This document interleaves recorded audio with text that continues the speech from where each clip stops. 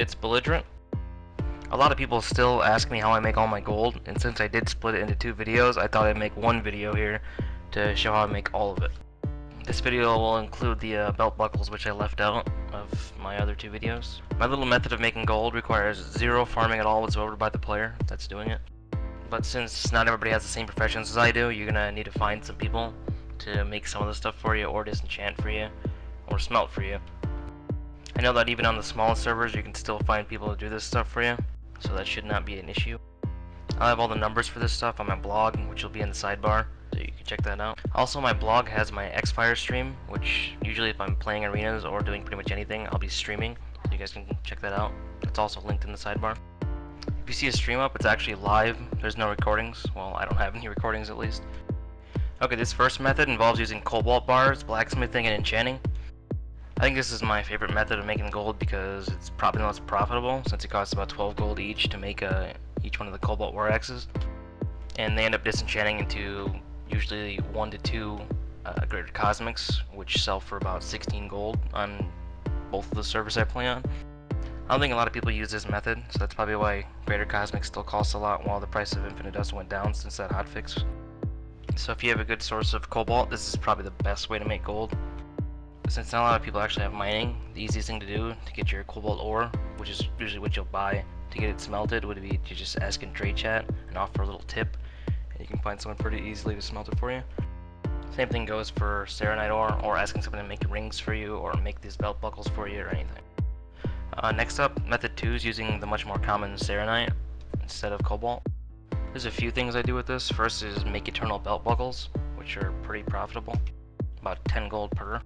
To make these belt buckles, you need 4 Saronite bars, Eternal Earth, Eternal Water, and Eternal Shadow.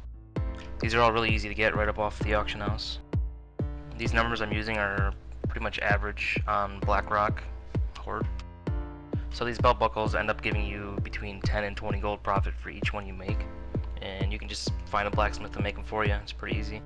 I think the best time to list these on the auction house would be Tuesday, since everybody's doing new PvE stuff and they get new belts, which always need a belt buckle, so everybody buys them. Next up is making deadly Saronite dirks. This uses 7 Saronite bars and 2 crystallized air for each one of them.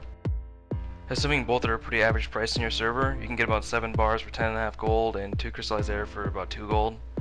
That means each deadly Saronite dirk is about 12.5 gold, but they sell for between 17 and 22 gold as a dream shard. So as long as you can get like a constant supply of eternal air and Saronite bars, this is also a really good method of making gold, and you can do it all without leaving Orgrimmar at all whatsoever. But if you can't get yourself a good supply of cobalt or Saronite, this third method should still work for you. This one involves using Jewelcrafting, making some level 70 rings and a necklace. What you do is you use sun crystals, bloodstones, and huge citrons, along with 2 crystallized earth. They make these level 70 green things that disenchant into between 1 and 3 infinite dust and 1 and 3 lesser cosmics. This method is definitely the most time consuming, but you always get a profit out of it still. You probably get about 2 gold for each one of the rings or necklaces you make after you disenchant them, and I usually make about 300 of them at a time, so that's usually about a 600 gold profit every time I do this. Usually when waiting for these things to get made, I just watch something on YouTube, or Warcraft movies, or Ninja video. To disenchant these rings, I just mail them to my own paladin, so it works out pretty nice for me.